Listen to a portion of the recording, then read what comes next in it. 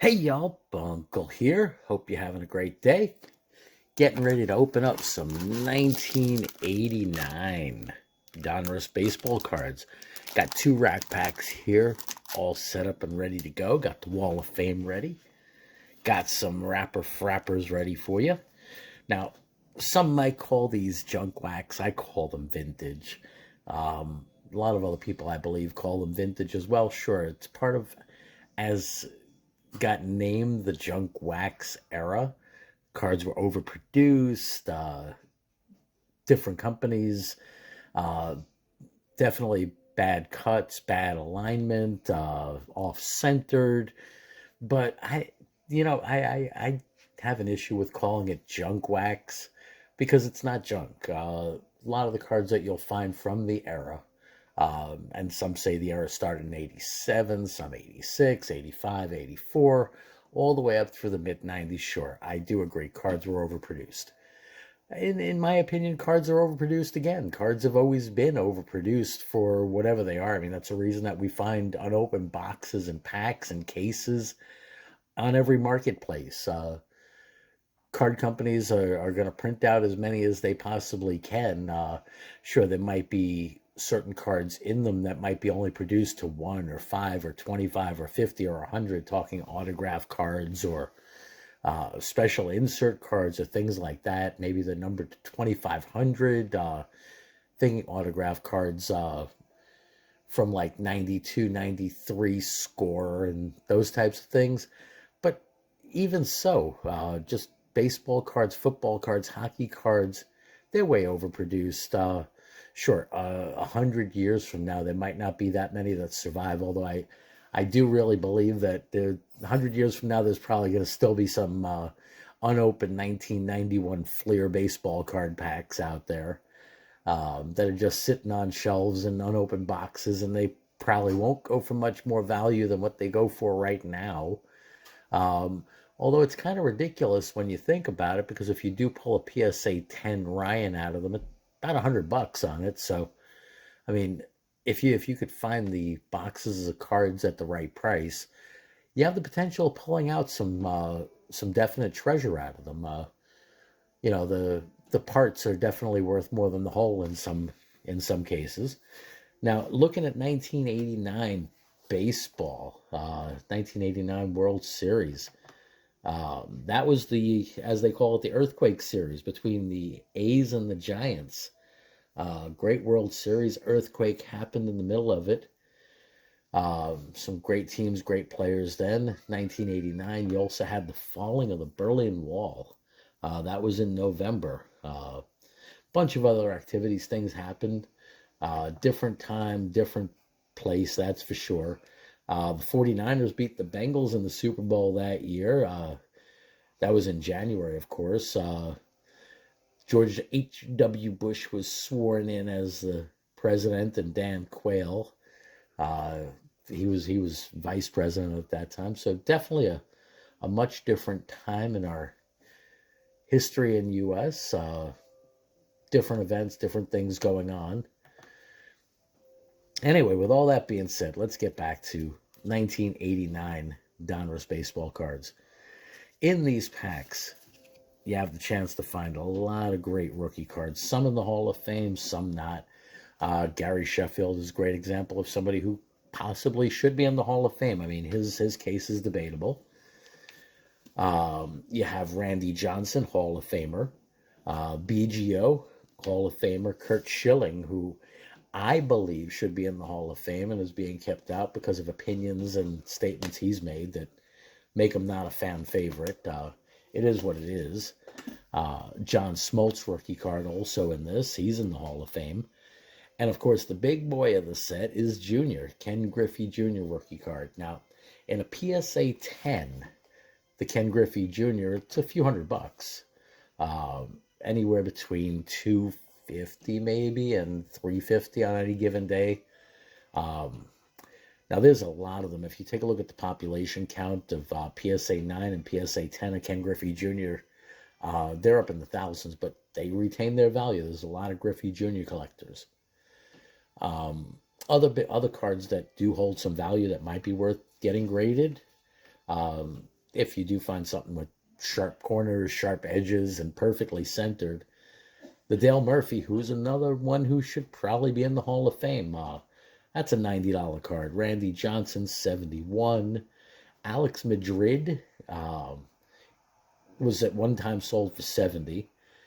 You, of course, also have the Diamond Kings cards in these. The Mattingly and the Fisk are the most popular of those, are the highest valued. Popularity is a different thing.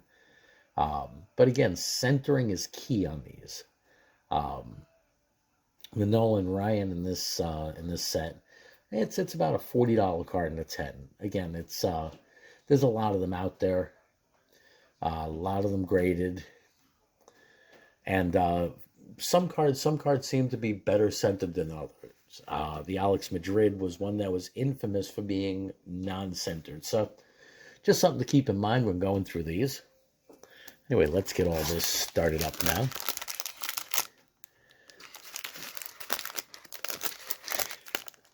The late 80s were also a good time, a great time for music. That much I could definitely say. A lot of great music at that time. All right, let's get this first part of this pack open, and maybe I'll get that pack off the wall of fame. Ooh, look at that. Looks like I got a clean cut all the way through. Got the first part open, and I'm flowing right through to the second part. Ooh, don't want to damage the cards, though. I mean, thinking that I did the damage to a Griffey, that would not be very nice. That would not make my day. All right, well, I got two parts of it open. Let's see if I can flow it through to the third. Yes, I sure can. Oh, mostly. There we go. All right, so we're going to be going through a nice little stack of cards in this. Cards and puzzle pieces. Now, in these value packs, you get 3 puzzle pieces and 45 trading cards. So, puzzle pieces are mixed in there somewhere. I just stacked them all up as I opened the pack. I'm starting off with Mr. Mike Davis. Is that a bat behind his back? Odd picture. Junior Ortiz, nice in-action shot there, apparently. Brian Holman. All right, we got our first Diamond Kings, Tony Gwynn. Now, there's some, and I'll take a look on the backs of these anyway. There's a couple sets where that line is not colored in. This one, of course, is. If I'm not mistaken, that's the 88, the 90, the 91 that they had some print issues along those lines. Got Tony Pena, big old 80s style glasses there. Catchers with glasses, yeah. Mike Schooler, Danny Cox, Mike McFarland, Tom Bolton, Tom Browning, and we got another one, the Carlton Fisk. All right, that's one that I spoke about a minute ago. Another great Hall of Fame Diamond Kings card there. Nice, sharp, nicely centered there. Ron Oyster, Kurt Stillwell, Frank DePino, Tony Gwynn, MVP Tony Gwynn card. Ooh, we got our first big hit in my mind, the Curt Schilling rookie card. That's a winner. That's a real nice card. Edges, corners are very sharp on that. All right, we got our puzzle. Got our puzzle. All righty. Got Mike Heath, Kevin Blankenship, Johnny Ray, Diamond Kings. I don't think I'll frapper him up. Wally World. Didn't live up to his hype, but he was definitely a fun player. Andy Van Slyke, George Brett MVP card. Nice card there. I'll frapper that one up also. Ken Hill, Jody Reed, Jose Rijo, Gary Thurman. Speaking of players that did not live up to their hype, Gary Thurman, when he came up, he was supposed to be the next everything. Didn't turn out that way. Mediocre career, not all that. Todd Stottlemyre, Mel Stottlemyre's boy. There goes the Ryan. Nice card there. Ooh, this one's definitely a nice pack. Hot pack here. Rich Dotson. Alex Sanchez, not Alex Madrid, but Alex Sanchez and Ron Jones, rated rookies. Another puzzle card. Got Mark Clear, Craig Lefferts, Mr. Kirby Puckett, great card there. Another Hall of Famer. Ken Caminiti, Jack Clark, Glavin, nice card there, really good card. Early card of his. That's definitely early on in his career. I'll frapper that one up. Got Doug Jennings, John Moses, Von Hayes, Rocket Roger. Great card there. Nice. Dan Petrie Dish. Big Step. Looks like he's ready to gun it. Bob Brower, Darrell Evans, Mark Davis, Jimmy Key. He was a great pitcher for a bunch of years. And Greg Harris. That arm angle is crazy. Looks like the glove is about to fall off his hand. Look at that. It's like it's halfway on his hand, halfway off. And those glasses are killer. Yep, I see you. Is that ball anywhere near his hand? Yeah, it looks like it. It's odd position. Very odd picture. All right, well, let's get some of these frappered up here. Let's get the Rocket Roger up on the wall. You can go off to the side. Get the puzzle pieces off the table. Mr. Glavin. Centering on that right to left is really bad. Mr. Kirby Puckett.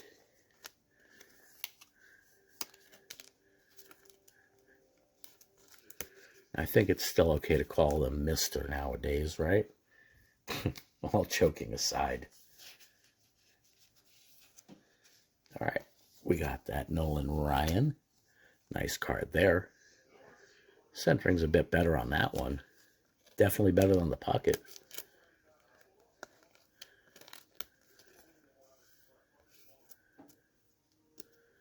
And absolutely better than the Glavin. Look at the side of that one. That's huge compared. All right, get that over there.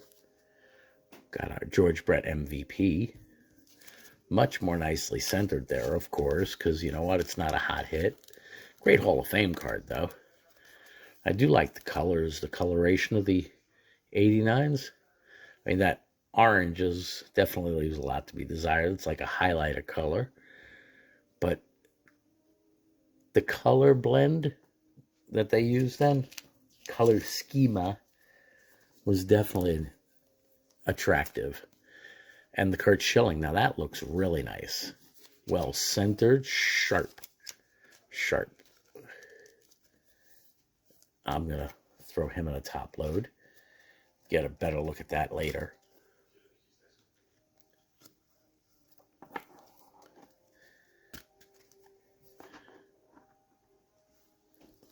Tony Gwynn MVP. Oh.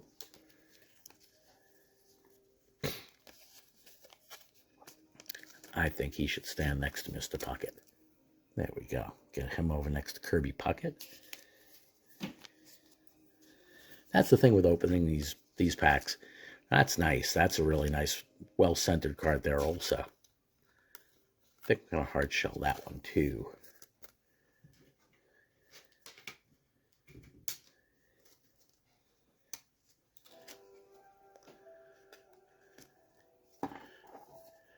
When I hard shell them, when I top load them, basically I do that so I can keep them on the side for measuring them and making sure that, or finding out if maybe they should be submitted for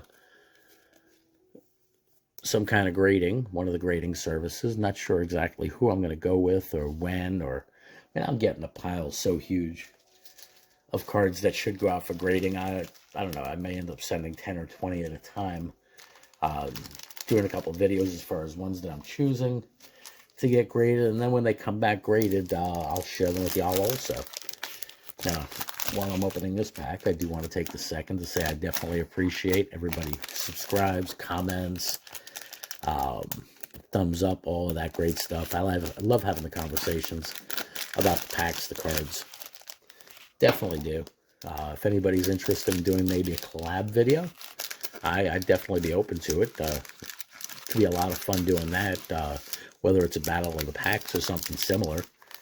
Just let me know. Let me know in the comments. I'm always open. I'm always game for something like that. We'll also be setting up sometime soon a live opening. And I'll let you know as far as when that's going to be.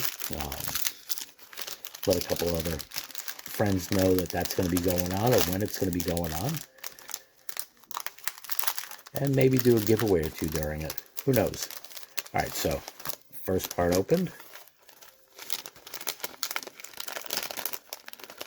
Second part open. I don't want to damage the multi-million-dollar puzzle pieces, that's for sure.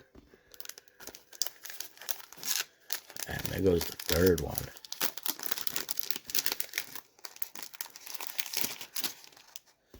All right, let's toss that off to the side and see what buried treasures await us here. Starting off with German, German Gonzalez. Canseco MVP, nice card there. He was all the hot stuff back then.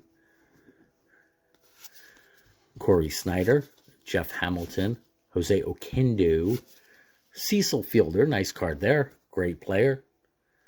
His boy Prince played Major Leagues for a while also. Felix Furman, Tim Raines, Hall of Famer there. I'll frapper that one up. Got checklist. Ruben Sierra, Jeff Treadway, Israel Sanchez, Lloyd McClendon, Lance McCullers, Neil Allen, Bud Black, puzzle card. Jamie Moyer, he's actually looking young there. Andy Van Slyke. Curt Schilling, another Schilling. Another Schilling rookie. 2 Schilling rookies. That is sweet. Ramon Martinez, all right. According to his brother Pedro, Ramon was the better pitcher. Kind of blew out his arm, his shoulder, or his elbow early on, and rode the bench. And now we know the legend of Pedro. Sil Campusano, Bob Forsch, Stan Javier, Hal Morris, Milt Thompson, Al Newman, Dennis Rasmussen, and another Canseco card. Well, if Canseco would have been a different person or different whatever, that might have been a really great hit.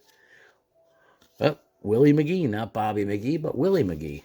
Paul Kilgus, Marvell Wynn, Ron Washington. Check out that hair. A serious Jerry curl all coming out of the Cleveland Indians cap. Looks like he's not exactly happy to be in that picture. What am I doing here? All right, another puzzle piece. All right, we got Mike Brumley, Jesse Barfield, Greg Harris, Alfredo Griffin, Bobby Bowe, Tim Burke, Tony Gwynn. Looks like we got that one before. There you go. Goes another one. Tom Pagnazzi, Jay Buhner, Bruno. Everybody knows about Bruno. Mark Gubica, Tom Bolton, Ron Robinson, Mr. Baseball, Don Mattingly. Great card there. Centering off a bit, but really nice card. It's a shame centering off. Centering gets us. Ron Oester and Frank White. So let's see what goes up in frappers here. Got Don Mattingly, of course. Not Hall of Famer. I really believe he's going to be nominated and elected sometime. Centering's off. That's a shame because in a 10, it's about $70 if I'm not mistaken. But with that centering like that, it's not even worth it. Unfortunate, sad, but true. I mean, we don't control centering, but the grading companies definitely consider it. There goes that Gwyn. Nice Gwyn. And the Gwyn, of course, is nicely centered. Now, The Gwyn is not in the top 20 that I'm aware of. If it is in the top 20, it might be number 20 as far as price-wise within PSA. I think it's something like $40 in a 10. So at that line, at that point, it's kind of borderline getting it graded. Because if it comes back a 9, well, it wasn't worth the postage. If it comes back a 10, well, sure, you made a few bucks on it. So there goes another Schilling. That's going to get in another top loader. That's a good thing, because I did not have any more top loaders. Well, I have a box of them sitting on the side. They're just not here. All right. That's like horrible, putting the Schilling in front of the Nolan Ryan, but in this case, he deserves the spot. And Mr. Tim Raines. Now, Hall of Famers I like to keep on the side anyway. On my eBay store, there's Hall of Fame packs as well as team packs, baseball, football, hockey. I'll be putting a basketball one up soon also. But the Hall of Fame packs in particular, I only have baseball for right now. I will be probably doing one for football and maybe one for hockey. As I get more cards, maybe sometime down the road, one for basketball also. It really depends on what I end up getting. But when I do the Hall of Fame packs, I make sure to at least penny sleeve all of the Hall of Famers. The team packs, I may pack a couple in penny sleeves. Anything that might be a bit better, I might put in a top loader. But anyway, kind of the way that I do things when packing things that I put out on eBay. But with this opening, I'd say that our top 3 cards for PSA potential are those 3 right there. The centering on this Schilling definitely appears better than this Schilling, which is probably like 55-45, maybe 40-60. This one looks a lot better centered. And yeah, I think I'm going to be sitting down that Carlton Fisk, because centering on that right to left is definitely off. Now, raw condition, of course, of these cards, they're dirt cheap. I mean, I don't think there's a card outside Griffey that in raw condition, maybe the Ryan also, and maybe a couple others that might only be like $1 or $2, but everything else is definitely under $1, even with sharp corners and everything. Talking raw condition, of course, for the 89s. Maybe 5 or 6 or 7 cards that might be worth it, but beyond that, unless you're doing I want to complete a set, and people could just buy a set. Some people like putting together sets and still buying the individual cards. Other people just go out and buy the full set because there's many available. Anyway, so to me, yeah, that's the better one. I'm going to keep that one on the side, definitely. Let me even take that one out of this so I don't confuse it later. Then I put it in and I take it out. Yeah, centering on that right to left, if you see, that's definitely off comparatively. Anyway, hope you enjoyed. As I said, definitely appreciate all comments, views, subscribers, thumbs up, thumbs down, any of that great stuff. Great people that comment on the channel and watch the channel. Definitely appreciate all of y'all. Anyway, y'all take care. Stay well. Stay blessed. Bunkle out.